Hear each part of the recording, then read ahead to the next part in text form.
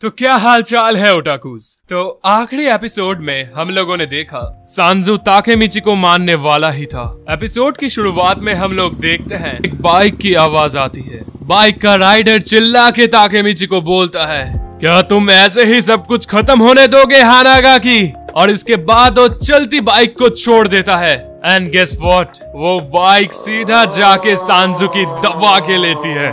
ये बंदा और कोई नहीं बल्कि ताइजू शिवा होता है। ताइजू टोक्यो मांजी गैंग सेकंड जनरेशन के 6 डिवीजन का कैप्टन है। ताइजू को किसी और के लिए लड़ता हुआ देखकर सारे के सारे लोग हैरान हो जाते हैं, स्पेशली वो लोग जो उसे पहले से जानते थे, जैसे कि इनुई, कोकोनोई और हाक्काई। असल में मित्सुआ इस लड़ाई से पहले ताइजू से मिलने गया था। मित्सुआ ताइजू को बताता है कि ये लड़ाई उनके लिए कितनी ज्यादा मुश्किल है और इसी वजह से उन्हें ताइजू की मदद चाहिए। लेकिन ताइजू क्यों ही मानेगा? इस लड़ाई में उसका क्या फायदा? इसके जवाब में मित्सुआ बोलता है, क्या तुम वो पल देखना नहीं चाहते? वो पल जहां हानागाकी ताकेमिची सानो मानजिरो को हराएगा। सीन प्रेजेंट में आता है और ताइजू बोलता है, मैं हूँ ताइजू शिवा, टोक्यो मांजी गैंग सेकंड जनरेशन के 6 डिवीजन का कैप्टन। मैं यहाँ ताकेमिची को माइकी को हराते हुए देखने आया हूँ। सभी ये देखकर हैरान हो गए थे कि फॉर्मर ब्लैक ड्रैगन का लीडर ताकेमिची जैसे एक बंदे के लिए लड़ाई करने को तैयार हो गया। You know there is a difference between being powerful and being influential। Takemichi अपने आसपास के लोगों को बहुत ही ज्यादा इन्फ्लुएंस करता है और ताइजू भी उनमें से ही एक है। ताइजू ताकेमिची के पास जाकर बोलता है, जब से हम दोनों ने एक दूसरे से लड़ा है तभी से मुझे तुम्हें कुछ बताना था बॉस। अगर कोई इस माइकी को हरा सकता है तो वो तुम ही हो। अब तुम मुझे फॉलो करो क्योंकि मैं ही तुम्हें माइकी तक पहुंचाऊंगा। ताकेमिची ताइजू का पीछा करता है और ताइजू सबको मारते हुए ताकेमिची के लिए रास्ता बना रहा था।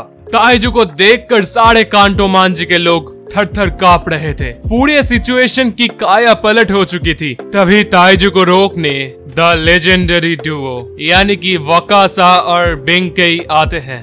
वकासा बोलता है, जितना मैंने सुना था तुम उससे कई ज्यादा स्ट्रांग हो। नो वंडर तुमने ब्लैक ड्रैगन को फिर से रिवाइव किया। लेकिन जो भी हो जाए हम तुम्हें माइकी तक तो पहुंचने नहीं देंगे। तो अभी मुकाबला होने वाला है ब्लैक ड्रैगन के 1st जनरेशन और 10th जनरेशन के बीच। ताइजू बोलता है, क्या लगता है तुम रिटायर्ड हुए पुराने लेजेंड्स को कि तुम मुझे हरा दोगे?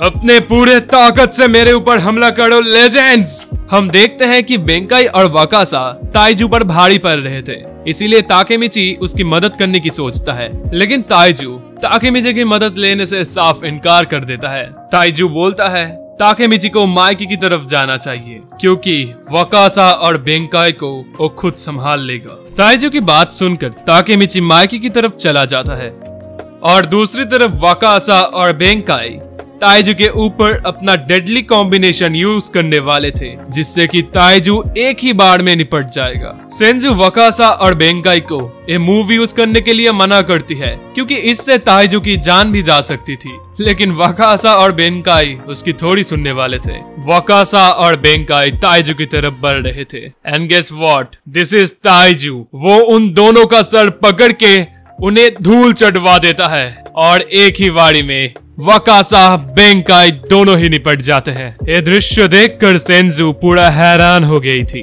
ताइजू बोलता है, मुझे हराने के लिए ये दोनों कभी काफी थे ही नहीं। सीन आता है ताकेमिची पर और हम देखते हैं कि ताकेमिची फाइनली माइकी तक पहुंच गया होता है। ताकेमिची माइकी को नीचे आकर उससे लड़ने के लिए बोलता है। माइकी भी सोचता है कि ताकेमिची बहुत दूर उसके पास फाइनली आ चुका है। ताकेमिची बोलता है, मैंने फ्यूचर के माइकी से प्रॉमिस किया था कि मैं तुम्हें अतीत में बचाने आऊंगा और मैं आ चुका हूँ। पता है माइकी कुन, तुमने मुझे प्रेजेंट टाइमलाइन में मारने की कोशिश की थी और उसके बाद तुमने सुसाइड करके सब कुछ खत्म करना चाहा था। लेकिन आखिर में जब मैंने तुम्हारा हाथ पकड़ा तब तुमने मुझसे गुजारिश की थी कि मैं तुम्हें बचा लूं तब मुझे पता चला कि यही सच्चाई है। तुम इन सारे चीजों से अपने आप को बचाना चाहते हो लेकिन बचा नहीं सकते, इसीलिए अपने जीवन के आखिरी समय में तुमने मुझसे मदद मांगी। सुसाइड करने के वक्त तुम्हारा हाथ पकड़ना एक ट्रिगर था जिसकी वजह से मैं पास्ट में वापस आ चुका हूँ माइकी, सिर्फ तुम्हें बचाने के लिए, और यही मेरा आखिरी चांस है।